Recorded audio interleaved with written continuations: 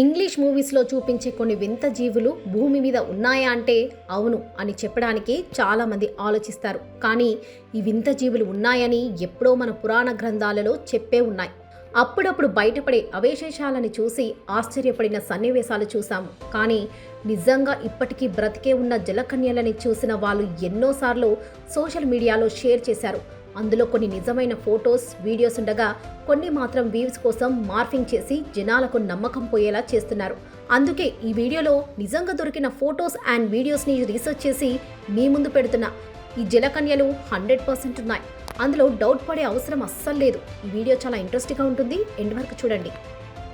మన ఋషులు మునులు ఇచ్చే శాపాల వల్ల మనుషులని జంతువులుగా మార్చడం, సగం మనిషి సగం జంతువుగా వంటివి మన గ్రంథాలలో విన్నాము. అలానే విష్ణుమూర్తి యొక్క కొన్ని అవతారాలు చూసాము. అందులో మత్స్యావతారం ఈ జలకన్యని పోలి ఉండటం ఒక విశేషమనే చెప్పుకోవాలి. అయితే నిజంగా ఈ జలకన్యలని చూడాలంటే సముద్రం అడుగు భాగానికి వెళ్ళవలసిందే. అందరూ డీప్ సీ అనటమే విన్నాము. కానీ నిజంగా సముద్రం చిట్ట చివర భాగానికి వెళ్ళారా అంటే ఇంకా ఎవరు వెళ్ళలేకపోయారు. కానీ మనం చూసే కొన్ని అరుదైన జీవరాక్షసులు మాత్రం బయటకు వస్తూ ఉంటాయి. అయితే నిజానికి వాళ్ళు సముద్రంలోనికి వెళ్ళి తెలిపిన వివరాలు జస్ట్ 5% కంటే తక్కువే అని చెప్పాలి.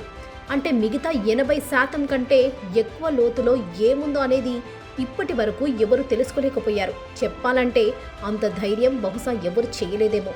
అంటే సముద్రపు లోతు అనేది అంతలా ఉంటుంది.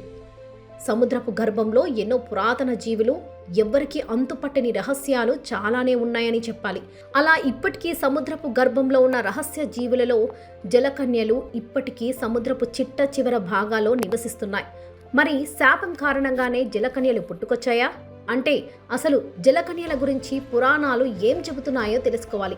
ఇవన్నీ తెలుసుకునే ముందు ఫ్రెండ్స్, మీకు మన సనాతన ధర్మం పట్ల గౌరవం ఉంటే ఈ వీడియోకి ఒక లైక్ కొట్టండి.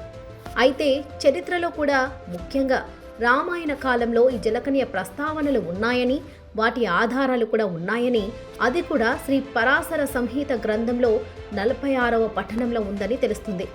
ఆ గ్రంథం ప్రకారం జలకన్యలు హిందూ మహాసముద్రంలో ఉండేవని తెలిసింది.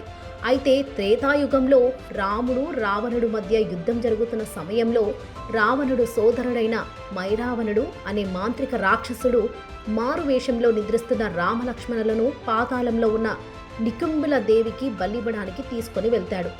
ఇక ఈ విషయం తెలుసుకున్న ఆంజనేయుడు పాతాళంలోకి బయలుదేరుతాడు.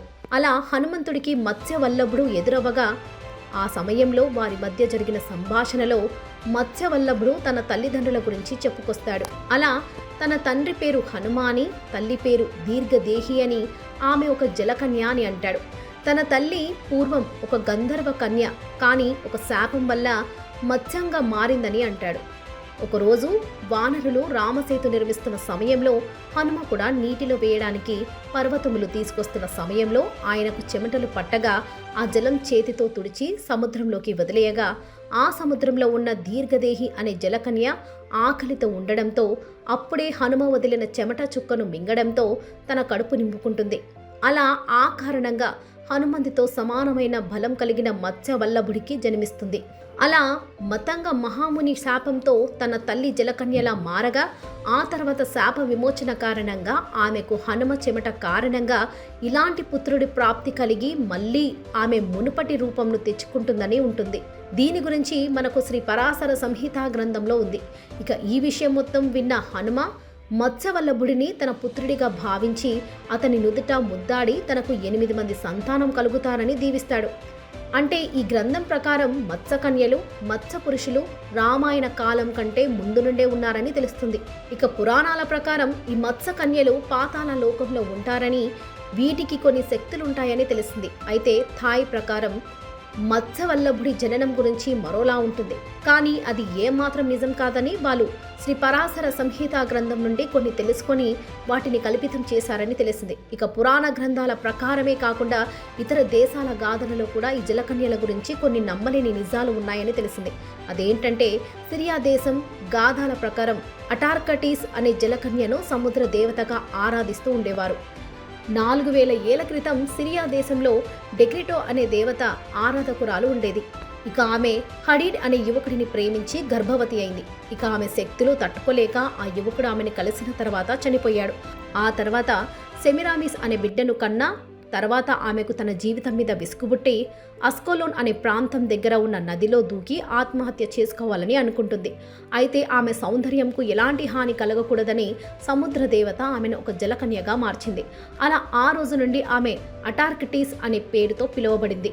ఇక ఆమెకు ఇజ్రాయిల్లోని అస్కలాన్ సిటీలో ఒక బంగారు టెంపుల్ని కట్టి అందులో ఆమె విగ్రహంను కూడా బంగారంతో కట్టి ఆమెను జలదేవతగా పూజించారు. అలా ఈ సంస్కృతి ఇజ్రాయిల్ నుండి గ్రీస్, రోమ్కు కూడా పాకింది. ఇక రోమన్స్ ఈ జలకన్యను దీదియా సిరియా అని, ఇక గ్రీస్ డెర్కిటో అని పిలిచేవారు. ఇక ఈ దేవత గుడి వచ్చేసి సిరియాలోని హైరా ప్యాలెస్ అనే దగ్గర ఉండేది. మెసెప్టేమియా నాగరికతలో డెగాన్ అనే మత్స్యపురుష దేవుడిని ఆరాధించేవారు. ఈ దేవుడిని సుమెరియన్లు, మెసెప్టియా, కెనానైటిస్ వంటి ఇతర సాంప్రదాయాలకు చెందిన వాళ్ళు పూజించేవారు. ఇక 1793లో ఈ దేవత దేవాలయాలను ఫిలిప్స్ జేమ్స్ ది లూథర్ బర్గ్ కూలగొట్టడంతో అలా ఈ నాగరికత అంతరించిపోయింది. ఇక 8వ శతాబ్దంలో ఒడిస్సా అనే ఒక కథలో సైరన్ జలకన్యల గురించి వివరంగా ఉంది. సైరన్ అనే జీవులు పెర్సిఫోన్ అనే జీస్ కూతురికి చెలికత్తెలా ఉండేది. ఒకరోజు హెడ్స్ అనే మృత్యుదేవత పెర్సిఫోన్ని ఎత్తుకెళ్లగా అప్పుడు డెమిటర్ అనే దేవత సైరన్స్కు రెక్కలు సంపాదించి పెర్సిఫోన్ని వెతికి తీసుకొని రమ్మని చెప్పగా సైరన్స్ ఎలాంటి జాడ తీసుకొని రాకపోవడంతో ఆ దేవత సైరన్స్కు శాపం పెట్టింది. అదేంటంటే అవి భూమిపై ఉన్న సముద్రాలలో జలకన్యలు అవుతారని, ఇక ఎప్పుడైతే మనుషులు మీ పాటలు విని కూడా మీకు ఆకర్షించకుండా మిమ్మల్ని దాటి వెళతారో అప్పుడే మీ శాప విమోచనం కలుగుతుంది అని శాపిస్తుంది.